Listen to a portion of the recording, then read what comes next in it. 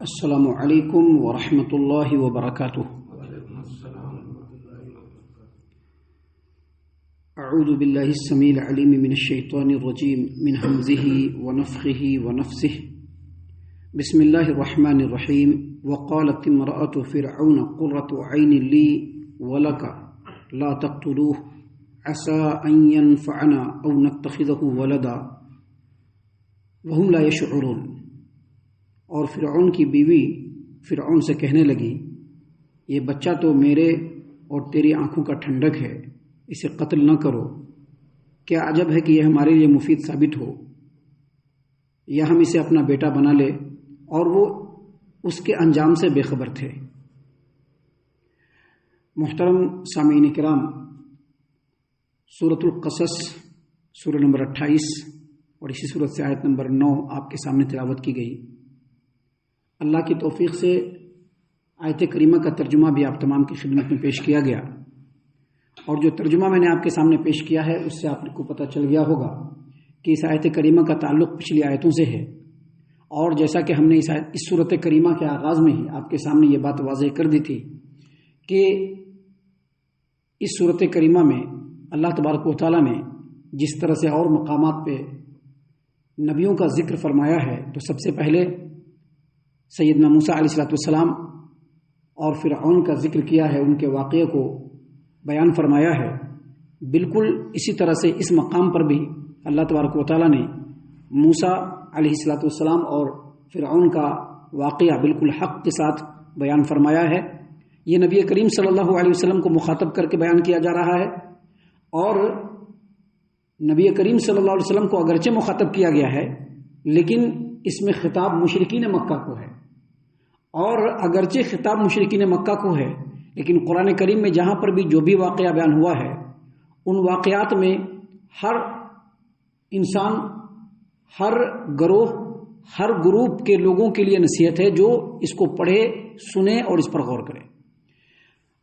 اس صورت کریمہ میں سیدنا موسیٰ علیہ السلام اور فرعون کا جو واقعہ بیان ہوا ہے، اس کے لیے جو اللہ تبارک و تعالیٰ نے آیت نازل فرمائی ہے، اس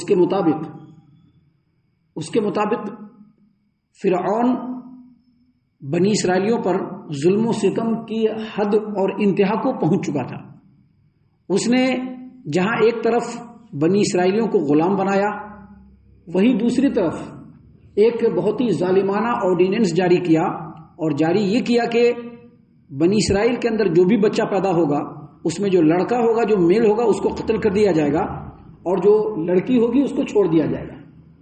اس کی وجہ یہی ہے کہ تاکہ اس کی جو حکومت ہے وہ مضبوط اور مستحکم ہو، اور حکومت ہمیشہ برقرار رہے۔ یاد رکھیے، گدی اور کرسی اور حکومت اور عہدہ یہ ایک ایسی چیز ہے جو انسان کو کسی بھی حد تک لے جاتی ہے، اور ایک انسان اپنی کرسی کو، اپنی گدی کو، اپنی حکومت کو بچانے کے لیے کچھ بھی کر سکتا ہے۔ سیم ٹو سیم یہی فرعون کے ساتھ ہوا، اور اس نے جو یہ آرڈیننس جاری کیا تھا اس کے پیچھے بہت ساری وجہیں ہیں، جس میں سے ایک وجہ مفسرین نے یہ بھی بیان کی کہ اس نے خواب دیکھ لیا تھا۔ خواب دیکھا تھا کہ بنی اسرائیل میں ایک نوجوان پیدا ہوگا، ایک بچہ پیدا ہوگا، جو نوجوان ہونے کے بعد فرعون کے حکومت کے خاتمے کا سبب بنے گا، تباہی کا سبب بنے گا۔ اور ایک وجہ یہ بھی بیان کی گئی ہے کہ جب بنی اسرائیلیوں کو غلام بنا لیا فرعون اور آل فرعون کے لوگوں نے، تو بنی اسرائیلیوں میں ایک پیشین گوئی ایک دوسرے کو کہتے تھے کہ دیکھو ابھی تو ظلم و ستم ڈھا رہے ہیں لوگ ہم لوگوں کے اوپر، لیکن سیدنا ابراہیم علیہ السلام نے پیشین گوئی کر رکھی ہے کہ بنی اسرائیل میں ایک لڑکا پیدا ہوگا جو نوجوان ہونے کے بعد فرعون اور فرعون کی حکومت کے خاتمے کا اور تباہی کا سبب بنے گا۔ تو اس چیز کو سامنے رکھ کر کے لڑکوں کو قتل کرانا شروع کر دیا، اور اس کے لیے جتنا بھی حکومت کی طرف سے ہو سکتا تھا تمام ہتھ کنڈوں کو اس نے اختیار کیا، حتیٰ کہ کچھ خواتین کو بھی اس نے جو ہے مقرر کیا کہ ہر بنی اسرائیل کے گھر میں جا کر کے دیکھا جائے کہ بچہ پیدا ہوا ہے یا نہیں پیدا ہوا ہے، اگر بچہ پیدا ہوا ہے تو میل پیدا ہوا ہے کہ فیمیل پیدا ہوا ہے، لڑکا پیدا ہوا ہے کہ لڑکی پیدا ہوئی ہے۔ تو اس طرح سے اللہ تبارک و تعالیٰ کی مشیت چل رہی ہے، اور اللہ تبارک و تعالیٰ نے سیدنا موسیٰ علیہ السلام کو پیدا فرمایا۔ اب ان کی والدہ بہت پریشان ہو گئی۔ اب پریشان ہوئی تو اللہ تبارک و تعالیٰ نے ان کی والدہ کو ڈھارس بندھانے کے لیے، جیسا کہ پچھلی آیتوں میں آپ کے سامنے بیان ہوا، اللہ تبارک و تعالیٰ نے وحی نازل فرمائی، وہی نازل یہ فرمائی کہ ابھی بچہ پیدا ہوا ہے، پریشان ہونے کی ضرورت نہیں ہے، جب تک چھپا سکتی ہو چھپاؤ اور چھپا کر کے اس کو دودھ پلاؤ، اور جس دن پتہ چل جائے تم کو لگنے لگے کہ اب حکومت کے عمال اور کارندے آئیں گے اور بچے کو اٹھا کر کے لے جائیں گے، بچے کا راز فاش ہو جائے گا، تو بچے کو ایک تابوت میں ڈال دینا یا ٹوکری میں ڈال دینا اور ڈال کر کے اس کو دریا کے موجوں کے حوالے کر دینا، اور پھر ڈرنا نہیں، اللہ اس کی نگرانی کرے گا۔ اور پھر اللہ تبارک و تعالیٰ نے یہ بھی کہا کہ تم کو ڈرنے کی ضرورت نہیں، وہ بچہ پھر تمہاری طرف لوٹے گا، جیسا کہ آیتوں میں بیان ہوا ہے، اور تم ہی اس کی پرورش کرو گی اور اس کی دیکھ بھال کرو گی اور تم ہی اس کو دودھ پلاؤ گی۔ اور پھر اللہ تبارک و تعالیٰ نے یہ بھی وہی کی سیدنا موسیٰ علیہ السلام کی والدہ کی طرف کہ یہ بچہ آنے والے ٹائم میں رسول بن کر کے آئے گا۔ سامعین اکرام، ایسا ہی ہوا، ماں نے جو ہے ڈال دیا، اور دھیرے دھیرے دھیرے دھیرے وہ جو تابوت یا وہ جو ٹوکڑا ہے موجوں کے اوپر تیرتا ہوا فرعون کے محل کے بالکل دیوار سے جا کر کے لگ گیا۔ اس کے کارندوں نے یا فرعون اور اس کی بیوی نے دیکھا، اس کو منگایا اور سامنے رکھ لیا۔ آگے کا واقعہ اللہ تبارک و تعالیٰ بیان فرما رہے ہیں، وَقَالَتِ امْرَأَتُ فِرْعَوْنَ قُرَّةُ عَيْنٍ لِّي وَلَكَ لَا تَقْتُلُوهُ۔ فرعون کی بیوی نے فرعون سے کہا کہ یہ بچہ تو میری اور تیری آنکھوں کی ٹھنڈک ہے، اس کو قتل نہ کرو، اس کو قتل نہ کرو۔ سامعین کرام، یہاں پر اس بات سے یہی معلوم ہوتا ہے، یہاں پہ جتنی بھی بات ابھی آپ کے سامنے پیش کی گئی ہے اس پر غور کریں گے تو چھوٹی سے چھوٹی ذہن کا آدمی بھی، چھوٹی سے چھوٹی بدھی کا آدمی بھی، موٹے سے موٹے بدھی کا آدمی بھی سمجھ لے گا کہ جو بچہ تیرتا ہوا آیا ہے سمندر میں، یہ کہیں دوسری جگہ سے نہیں آیا ہوگا، کیونکہ فرعون نے کیا آرڈر جاری کیا ہے کہ جتنے بھی بنی اسرائیل کے لڑکے ہیں سب کو قتل کر دیں گے، آرڈر تو یہی ہے۔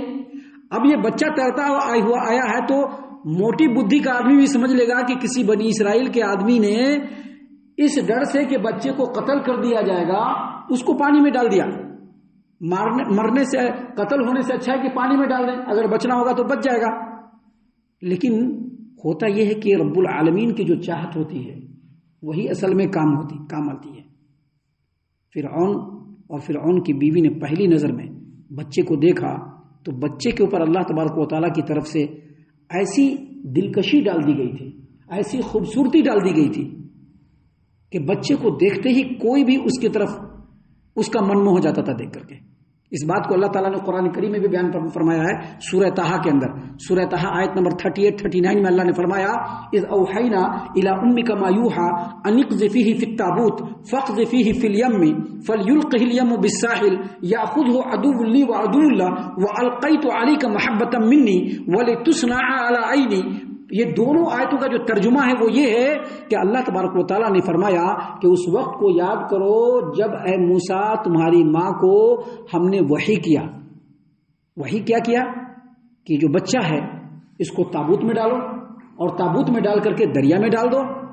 اب یہ دریا جو ہے اس کو اٹھا کر کے ساحل پر پھینک دے گا، اور پھر وہی اس تابوت کو اٹھا کر کے لے جائے گا جو موسیٰ کا دشمن ہے، یا خود ہو عدو لی و عدو اللہ، جو میرا دشمن ہے اور جو موسیٰ کا دشمن ہے وہی اس کو اٹھا کر کے لے جائے گا۔ اور پھر اللہ نے فرمایا وَأَلْقَيْتُ عَلَيْكَ مَحَبَّةً مِّنِّي وَلِتُصْنَعَ عَلَىٰ عَيْنِي، اور اے موسیٰ ہم نے آپ کے چہرے کو ایسا من موہنا بنا دیا کہ کوئی بھی دیکھے تو اس کا من موہ جائے، کوئی بھی دیکھے تو اس کا دل اس کی طرف بالکل مائل ہو جائے، کوئی بھی دیکھے تو اس کو اچانک سے پیار آ جائے موسیٰ پر۔ ایسا پیارا، ایسی موہک صورت اللہ تبارک و تعالیٰ نے سیدنا موسیٰ علیہ السلام کے اوپر ڈال دیا۔ کہا وَأَلْقَيْتُ عَلَيْكَ مَحَبَّةً مِّنِّي، اے موسیٰ ہم نے آپ کے اوپر اپنی طرف سے پیار اور محبت ڈال دیا کہ جو دیکھے وہ آپ کو پیار کرنے لگے۔ اور ایسا میں نے کیوں کیا؟ وَلِتُصْنَعَ عَلَىٰ عَيْنِي، تاکہ میرے نظروں کے سامنے آپ کی اس جگہ پہ پرورش ہو جو میرا اور تمہارا دشمن ہے موسیٰ۔ اور ایسے ہی ہوا۔ فرعون کی بیوی نے کہا اللہ نے فرمایا وقالت امرأۃ فرعون، فرعون کی بیوی نے کہا کہ قرۃ عین لی ولک، یہ بچہ تو اتنا پیارا ہے کہ اگر یہ بچہ ہمارے پاس رہ جائے تو یہ ہمارے آنکھوں کی بھی ٹھنڈک بن جائے اور آپ کے بھی آنکھوں کی ٹھنڈک بن جائے۔ قرۃ عین لی ولک، آپ اس بچے کو مت قتل کیجیے، لا تقتلوہ، اس کو مت ماریے۔ بیوی ہے، بیوی نے جو ہے ریکویسٹ کیا، شوہر مان گیا، اور عموماً ایسا ہوتا ہے کہ بیوی جب ریکویسٹ کرتی ہے تو شوہر ضرور مان جاتا ہے. تو بیوی نے ریکویسٹ کیا تو شوہر مان گئے. بیوی نے کہا کہ عسیٰ ان ینفعنا، دیکھو یہ بچہ میں بھی بنی اسرائیل کا ہو سکتا ہے، لیکن جب ہم لوگ اس کو رکھ لیں گے اپنے پاس تو اس کا بنی اسرائیل سے کوئی تعلق نہیں ہوگا، اور اس کی تمام اہلیت ہم لوگوں کے لیے کام آئے گی، اور یہ ہم لوگوں کے لیے فائدہ مند بھی بنے گا. لہٰذا ایک کام کرتے ہیں، اس بچے کو ہم لوگ گود لے لیتے ہیں، اپنا بیٹا بنا لیتے ہیں. مفسرین نے یہ بھی بیان کیا ہے کہ اس وقت فرعون کو کوئی اولاد نہیں تھی، عورت کو کوئی اولاد نہیں تھی، ایک بچہ مل گیا تو سوچا کسی کو اولاد بنا لیتے ہیں، یہی بڑھے گا تو ہمارے حکمرانی کا اور ہر چیز کا سہارا بن جائے گا. اللہ تبارک و تعالیٰ نے فرمایا کہ عسیٰ ان ینفعنا او نتخذہ ولدا وہم لا یشعرون. فرعون کی بیوی نے کہا کہ اسے قتل نہ کرو، کیا عجب ہے کہ یہ ہمارے لیے مفید ثابت ہو، یا ہم اسے اپنا بیٹا بنا لے. اور وہ اس کے انجام سے بے خبر تھے. اس کے انجام سے بے خبر تھے کیا مطلب؟ جو کچھ فرعون کی بیوی کے منہ سے نکل رہا تھا، یا جو کچھ فرعون سوچ کر کے ایکسپٹ کر رہا تھا، یا جو کچھ دونوں مل کر کے ایگری ہو کر کے بول رہے تھے، یہ اصل میں وہ نہیں بول رہے تھے، یہ اللہ تبارک و تعالیٰ کی مشیت کی زبان تھی جو وہ لوگ خود اپنی زبان سے بول رہے تھے. ان لوگوں کو پتہ نہیں تھا کہ جس بچے کے قتل کے لیے وہ لوگ ہزاروں بچوں کو قتل کر چکے یا کر رہے ہیں، وہی بچہ ان کی گود میں آ کر کے بیٹھا ہوا ہے. ان لوگوں کو معلوم نہیں تھا کہ یہی بچہ جب آگے بڑھے گا تو آگے بڑھ کر کے ان کے حکومت اور ان کی زندگی کے تباہی کا سبب بننے والا ہے. اور ہم آپ کو بتلا دیں کہ فرعون کی بیوی جس کے بارے میں یہاں پر ذکر چل رہا ہے، یہ فرعون کی بیوی آسیہ ہے، اور یہ وہ بیوی ہے جس کی تعریف اللہ تبارک و تعالیٰ نے قرآن کریم میں بیان فرمائی ہے. یہ وہ آسیہ ہے جس کی فضیلت کو نبی کریم صلی اللہ علیہ وسلم نے اپنی زبان مبارک سے بیان کیا ہے. وہ ایسا کیوں کہہ رہی تھی؟ کیونکہ وہ فرعون کے مظالم سے بالکل تنگ آ چکی تھی. اللہ تبارک و تعالیٰ نے قرآن کریم میں بیان فرمایا ہے کہ فرعون کی بیوی کے بارے میں آپ مثال دیجئے. ضرب اللہ مثلا للذین آمنوا امرأۃ فرعون. اللہ تبارک و تعالیٰ نے مثال دیا کس کے بارے میں؟ فرعون کی بیوی کے بارے میں. فرعون کی بیوی کے بارے میں کیوں مثال دیا؟ کہ انہوں نے کہا کہ اے اللہ تبارک و تعالیٰ یہ جو ظالم لوگ ہیں اس سے مجھ کو بچا لے. تو چونکہ وہ بیوی نیک تھی، اس نے موسیٰ کو دیکھتے ہی دل میں اس کے گھر کر گئے موسیٰ علیہ السلام، اور اس نے اپنے شوہر سے جو ریکویسٹ کیا اس کے پیچھے اصل میں اللہ تبارک و تعالیٰ کی مشیت تھی. اور اللہ نے فرمایا کہ وہ لوگ اس چیز سے بالکل اس کے انجام سے بے خبر تھے. اس کا مطلب یہ ہے کہ یہی بچہ آگے چل کر کے ان کی تباہی کا سبب بنے گا، لیکن ان لوگوں نے اس بچے کو ایکسیپٹ کر لیا، گود لے لیا، اپنا بیٹا بنا لیا اور پرورش کر کے نوجوان کر دیا. یہاں پر واقعہ ابھی کنٹینیو ہے، لیکن بتلانا یہ مقصود ہے کہ دنیا میں لوگوں کی پلاننگیں بہت ہوتی ہیں. کوئی کچھ پلاننگ کرتا ہے، کوئی کچھ پلاننگ کرتا ہے، کسی کے پلاننگ بڑے لمبے چوڑے ہوتے ہیں، کوئی ادھر کی پلاننگ کرتا ہے، ادھر کی پلاننگ کرتا ہے. لیکن سب کو معلوم ہو جانا چاہیے کہ پلاننگ تو سبھی کی ہوتی ہے، لیکن ہوتا وہی ہے جو میرے رب کی مشیت ہوتی ہے، جو میرے رب کی چاہت ہوتی ہے. وما تشاؤون الا ان یشاء اللہ رب العالمین. تمہارے چاہنے سے کچھ نہیں ہوتا ہے، جو رب العالمین چاہتا ہے وہی ہوتا ہے. اور یہاں پر بھی وہی کچھ ہو رہا تھا. آگے واقعہ کنٹینیو ہے جس کو انشاءاللہ کل ہم آپ کے سامنے اللہ تبارک و تعالیٰ کی آیات کی روشنی میں پیش کریں گے. ہم اللہ سے دعا کرتے ہیں کہ اللہ تعالیٰ ہم تمام کو ان باتوں کے اوپر خوب غور و فکر اور تدبر کرنے کے ساتھ ساتھ ان باتوں پر عمل کرنے کی بھی توفیق عنایت فرمائے. آمین. اللہ تعالیٰ ہم تمام کو صحیح معنوں میں پکا سچا مومن مسلمان بنائے. اللہ اور اس کے رسول صلی اللہ علیہ وسلم کی اطاعت و فرما برداری کرنے والا بنائے. صحابہ کرام رضی اللہ عنہم کے طریقے پر چلنے والا بنائے.